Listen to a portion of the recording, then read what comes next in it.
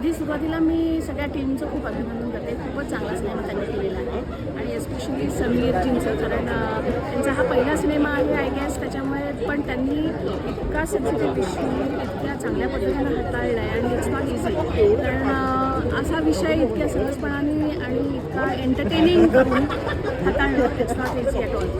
आणि दुसरं महत्त्वाची गोष्ट म्हणजे सगळ्यांची कामं अप्रतिम झालेली आहेत. फिल्म खूप छान आहे आणि मला वाटतं जरूर सगळ्या ऑडियन्सनी जरूर बघावी, कारण इट्स एंटरटेनिंग आणि मला वाटतं